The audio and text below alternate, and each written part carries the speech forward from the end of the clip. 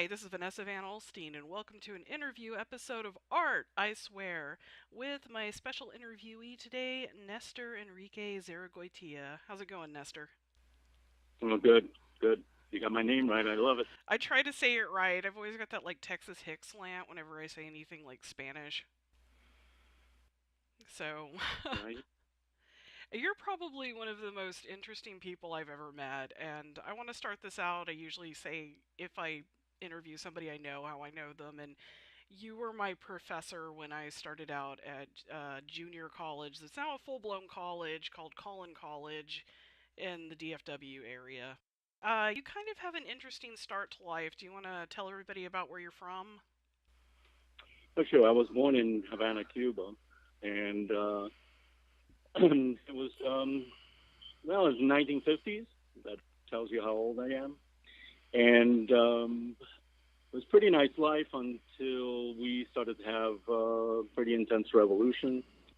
So my father worked for the American embassy. So when Fidel Castro became a dictator and was communist, we had no choice but to leave. We left with the American ambassador when they broke relationships. And my father took us straight to New York City, Manhattan. And that's where I grew up, and I grew up in the West Village. And what was interesting about the West Village in this period was that all of these famous people lived there. Very famous people that people would be familiar with. And as far as the arts was concerned, I wasn't into visual arts in that time, even though I did artwork. But I wasn't taking it as a career. But I grew up as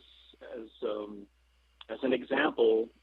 I grew up with the children of these famous people, and one of them was Lisa de Kooning, who was the daughter of Willem de Kooning, the famous abstract expressionist. And I used to go to their houses. I knew him, very quiet fellow. I hung out while he was painting, which was very, very interesting. I said to him, very ballsy of me, I said to him, like, oh, I'm also an artist.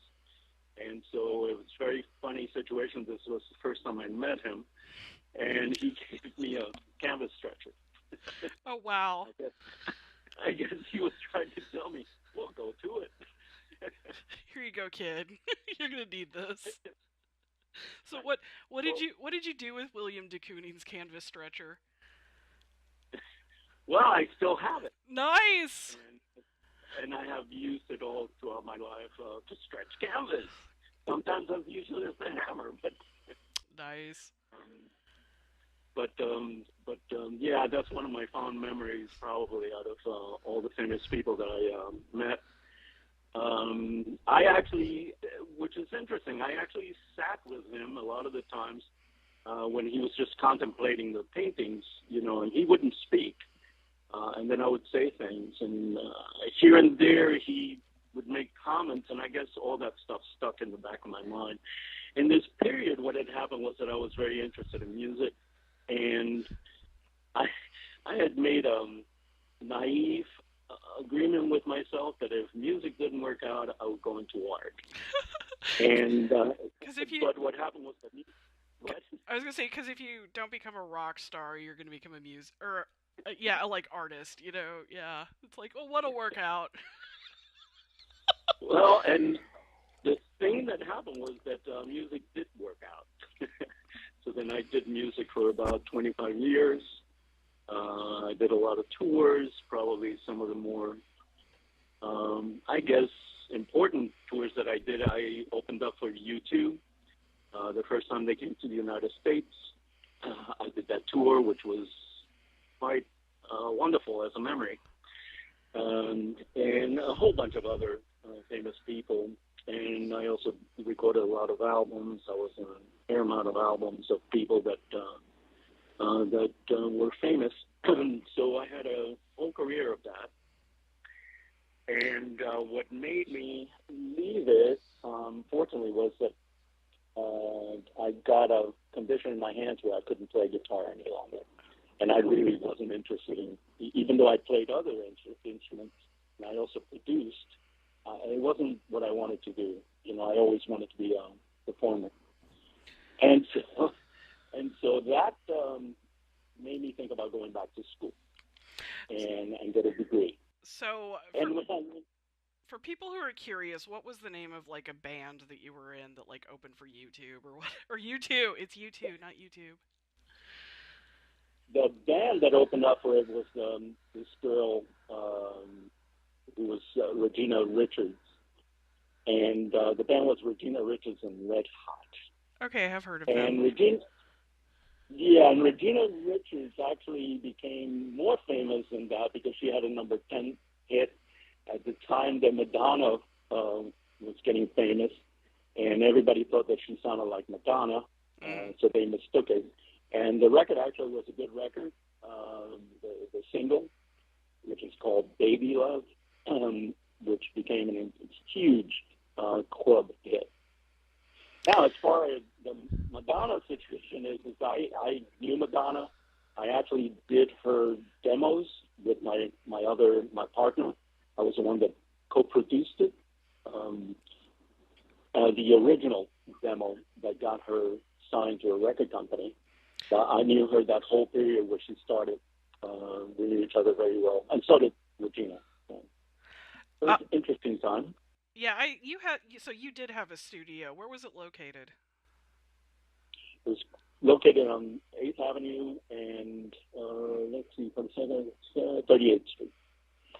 And so that was like a couple of blocks away from infamous 42nd Street. And this is, well, when I had the studio, it was 1980.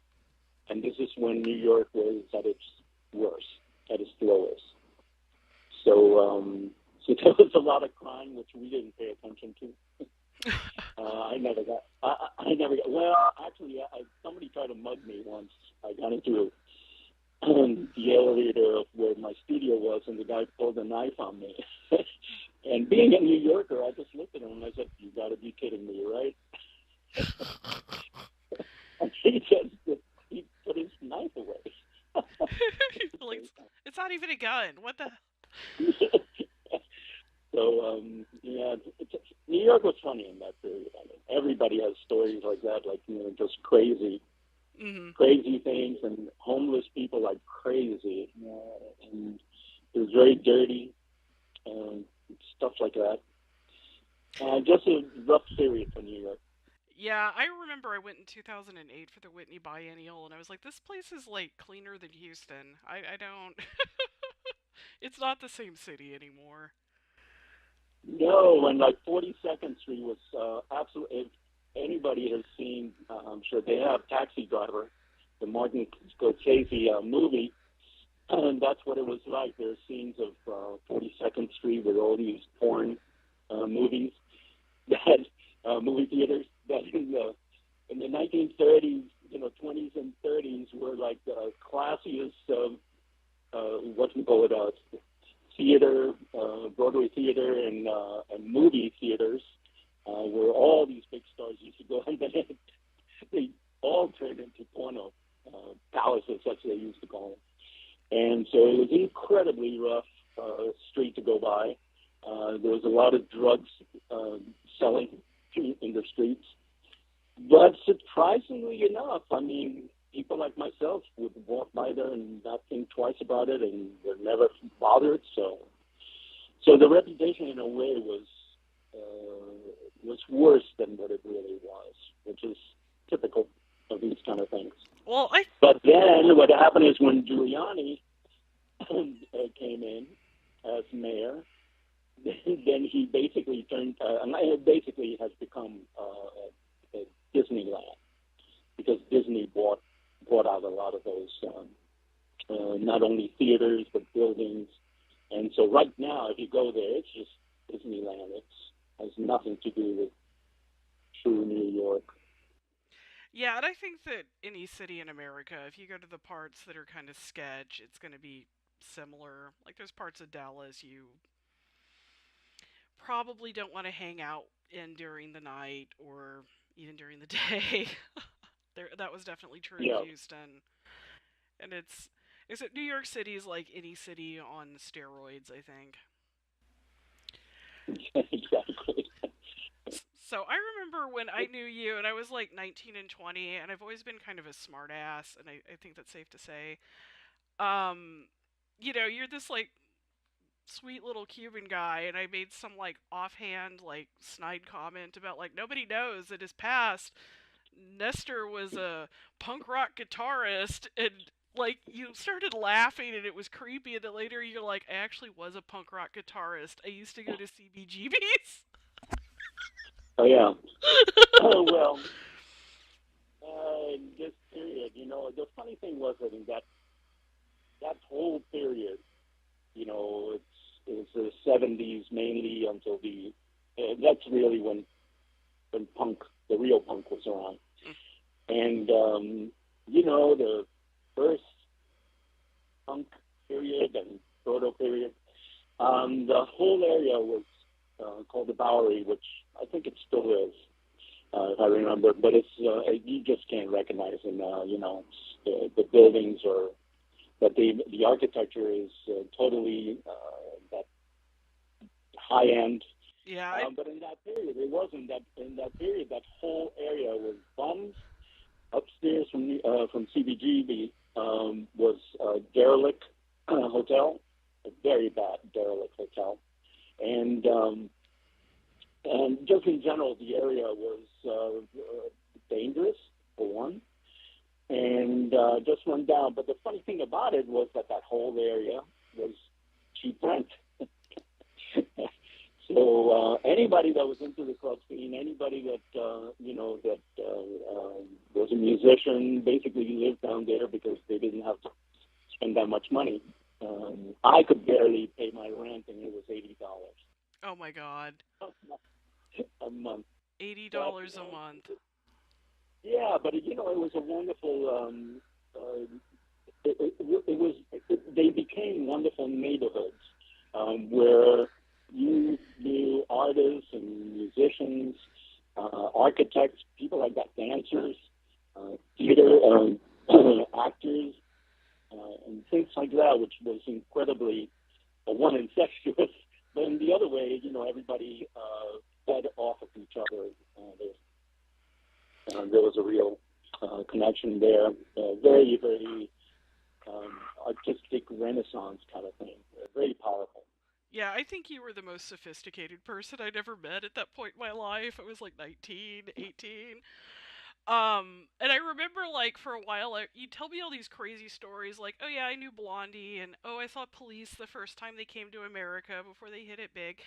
And I didn't believe you. And then at one point, you brought this book that was like a photo thing of the punk rock generation, and you like flip it open, and there's Right? Blondie in your lap, and I'm like, oh god, he's telling me the truth. Yeah, yeah. A lot of these things are really. It's hard to say to people, and they'll just think that you're full of it. You're just creating it, but it's true. Um, I was very, very fortunate, and it really had to do with the beginnings in the West Village. I just, since there were so many artists and artists' children, and that kind of exposure, once again, it was a neighborhood, and there was a very interactive neighborhood. So you met a lot of people, you had a lot of chances, possibilities, and it flowed very easily. I would fall into conditions where I would be playing music, playing guitar with all kinds of different people, all kinds of famous people. So, and I would play anything. I would play jazz. I would play anything at all, and especially when I was trying to make money. But at the same time, I was this CBGB guy, and Max's Kansas City. Wonderful scene. Yeah, Warhol, people like that, all the people that were around that time. Um, I went to school with Patty Darvinville, who's actually a famous actress, who's still around, and we still talk, actually, and we're still very good friends, socially. But she was, an Andy Warhol darling, and songs were written about her by famous people, all this. And, these are the people, we went to school together, so Mhm. it was cool. Yeah, it's interesting how in history there's sometimes these little bubbles of time where people just come together, and I feel like the genius in people gets to thrive. Um, like I feel like that kind of they kind of made that happen, like with the Surrealists and Dadists. They just all kind of chose to come together and create this like strong period where they create artwork, and definitely New York, that like Bowery area and such back then did that. And I feel like we've wanted to go back to that. Like, there's this dream that New York City is still secretly like that, and I don't know. Do you think it still is? Well, what's happened is I don't think New York City, Manhattan is. I think there might be pockets here and there, but everything that I know about, I go there pretty often. I have family and stuff like that. But everything that I've noticed is that people are coming from outside to Mm. New York City looking for these things. And so the original kind of conditions just don't really exist because these people are in another level. And the people I know have been pushed out of Manhattan. So you have a situation where actually in the 90s, starting in the 90s, and so where people were pushed to Brooklyn. Now Brooklyn, the same thing has happened because it's such a desirable, area. So and the rents have gone up, and the artists that moved there have been forced out, and so there's different little areas. In Manhattan, what happened was the downtown got moved to Chelsea, so and then all these galleries, especially galleries and art centers, and all these things moved down there, and just totally because these are factory buildings. And when the factories left, then the artists took over, which is very typical. Yeah, They that's take the role. I think the word for that is Yeah, gentrification is what happened. right. It's just a formula, and it's a wonderful formula that ends up happening naturally. But then once these galleries and stuff take over, then they get priced right out of the area. So they went from downtown Soho to Chelsea, and then Brooklyn, and now they're getting spread out all over the place. They're now going to Long Island City. That's kind of like where a lot of people that I know have been pushed to, and now they're looking at other places, in Queens. So, and it's going to happen again. But New York has basically come to be that where people just can't live. The $80 a month rents don't exist. Yeah, So, yeah. and I didn't, yeah. No, I was gonna say I think some of what did it into was Sex in the City. Because I feel like that kind of gave people an unrealistic idea of what living in New York is like, and they go there to try to recreate this, like, rich, fabulous utopia of shoes and wealthy partying that is and isn't there. I could be wrong. No, I think that you're right, and certainly there were a whole bunch of other things influential in that way too. Once that really took off, a lot of movies, and, just books. Um, so people also, what it did for the city was that since the city was, the reputation was so rough, and so people that didn't know New York City just thought that everybody was being murdered every 5 minutes, Yeah. which, as I said, it wasn't true. But once you had, Sex in the City and picturing New York as this wonderful place, like where you could live and you could get these wonderful jobs, people started coming in, and so and replacing, and it's the same formula, I I always tell people like and here in Buffalo where I am, I always tell them, that the formula is this: bring the artist in to the area that's not desirable, and what ends up happening is that the rich people end up getting it and go, oh yeah, so then they move there and then they gentrify the area, and then the artists have to move out. So, I I feel like one of the cities that's actually about to happen to on a big scale is Detroit. Right. And you kind of live across the it's Lake Superior, right, from Detroit? Right. Yeah, so it's I know a bunch I'm of. up in the Oh, go ahead. up in Lake Ontario. So. Okay. But And yeah. what and what's happening here actually, which is interesting, is that in the past 2 years we've had an explosion of a comeback, and part of it is because State University of New York at Buffalo, which is where I am, opened up a multi-billion-dollar medical campus downtown Buffalo, and that's brought an incredible amount of young people, for one. Here, the arts are very big, and actually, there's a very healthy community of arts and music, theater. It's very surprising. It's kind of like a well-kept secret kind of thing. And then what they started developing was the harbor, and that has just exploded. It's just taken off. And so now you're having all these companies wanting to invest here. And I used to be the one of the directors for this gallery, this ethnic gallery called Museo. And we basically got priced out of the area. We haven't moved yet from the area, but it's not going to take long when we're going to have to leave our location because the same thing's happening now. So the area is being gentrified, and all of these old places that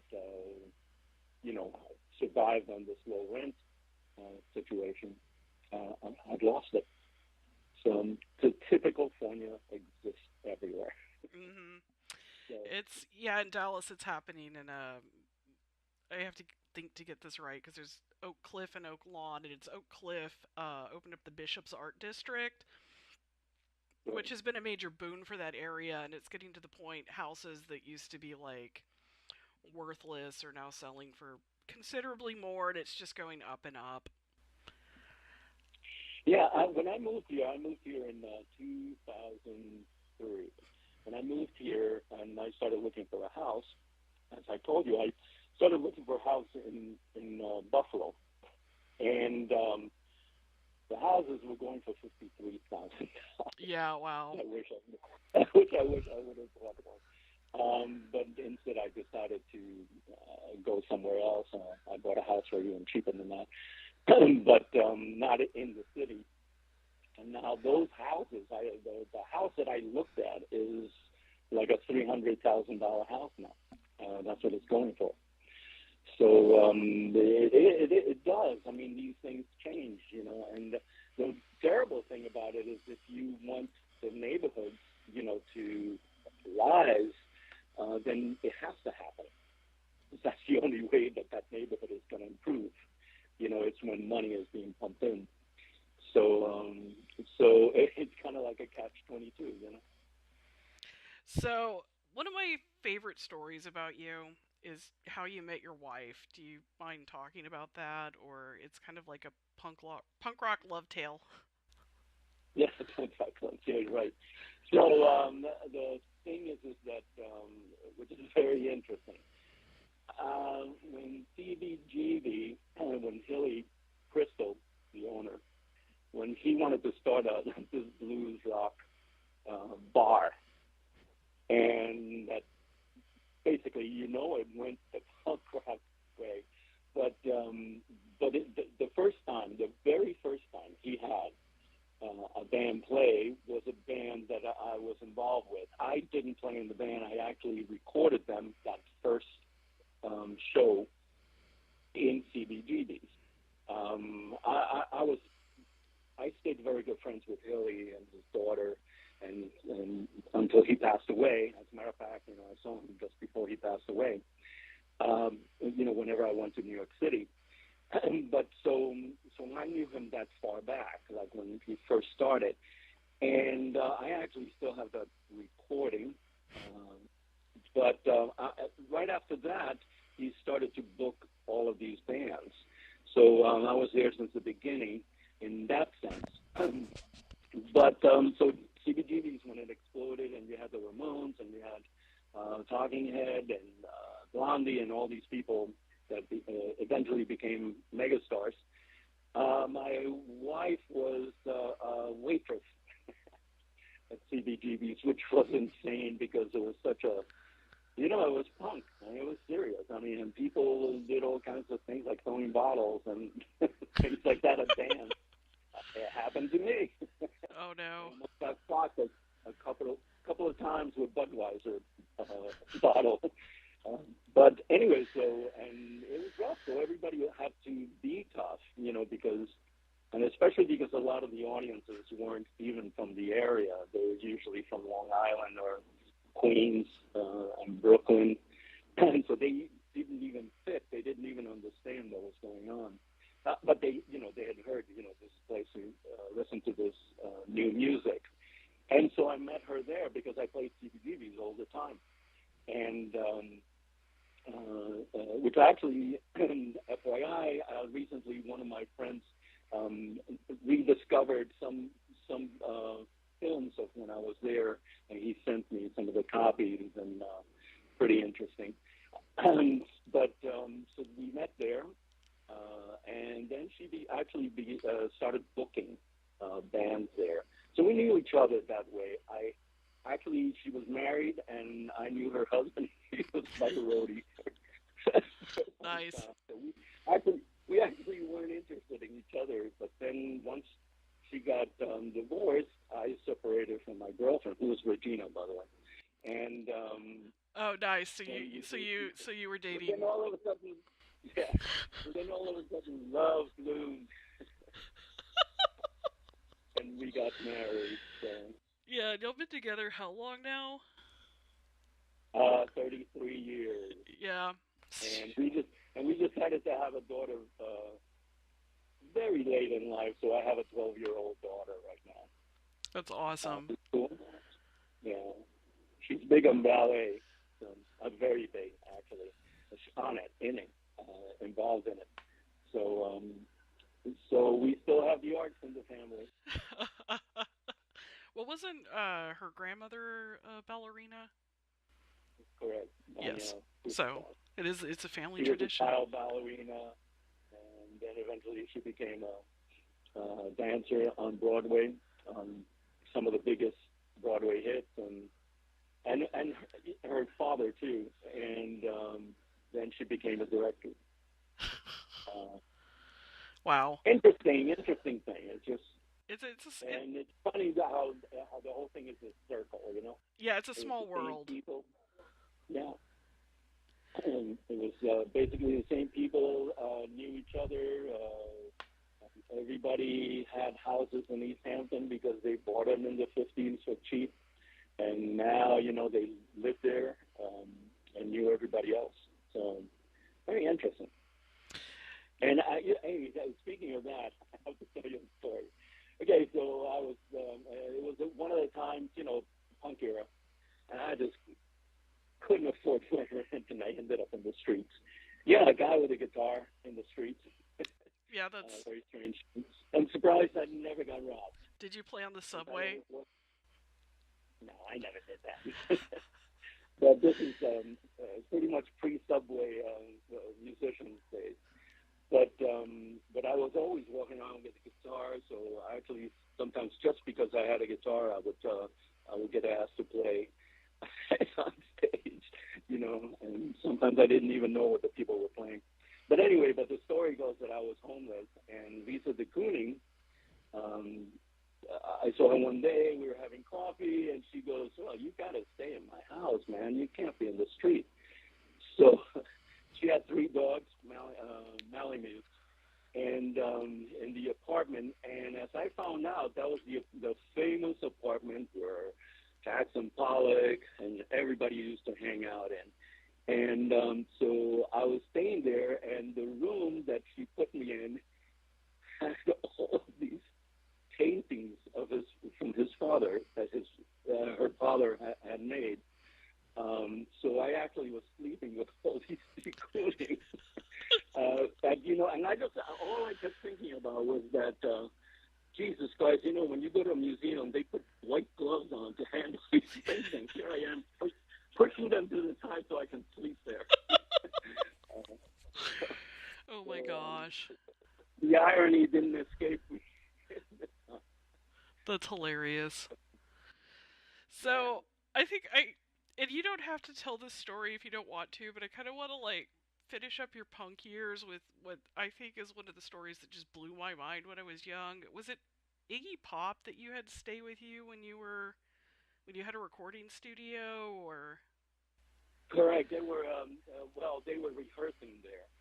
He wasn't living with me, but they were rehearsing there for their which one's was it called? I think it was I know that it was the record Zombie Birdhouse, but I think it was their second tour that where they were promoting that record, and they were always there. I mean, you could have said they lived there for the rehearsals because it was that intense. Very, he's very organized person, and knows exactly what he wants. But he's kind of psychotic, and so all the time they were rehearsing, his name is Jim Osterberg, James Osterberg, and he's incredibly smart, intelligent. So he would come in, and he basically was Jim Osterberg, his real, you know, his real identity. And he would do things like he was reading like intense books at the time and writing poetry and all this stuff. And whatchamacallit. And so we talked about music. We talked about everything. He's like one of my heroes. So it was insane to be sitting there with him, discussing all this stuff. And then it was the week. It was like 2 weeks before they were supposed to go off, or a week and a half. And in came this guy named Iggy Pop, because his character changes once he's ready to go on the road. And it was this nuts, crazy guy that threw things around. He broke things in my studio because he would get so worked up, as everybody knows, his stage act where he just smashes microphones, and he broke one of my windows, like, all kinds of stuff like that. And then he also would disappear, and there's no surprise with people that I don't want to get too into it, but that he did drugs. But he never did when he was James Osterberg. It's only when he became Iggy Pop that was going on. So it's very, very funny. yeah, that's so amazing to me. I don't even know what to say. So I'm going to sign off for this section of our interview. We'll follow up next week with Nestor's life as an artist. This is Vanessa Van Alstine. Thank you for interviewing with us, Nestor Enrique Zarragoitia, and this has been ArtIswear. I would like to thank Joe It Giggs. was my pleasure. Thank you. I would like to thank Joe Giggs for the intro and outro, and the and the Conet Project for samples, and Jillian Gomez, our producer.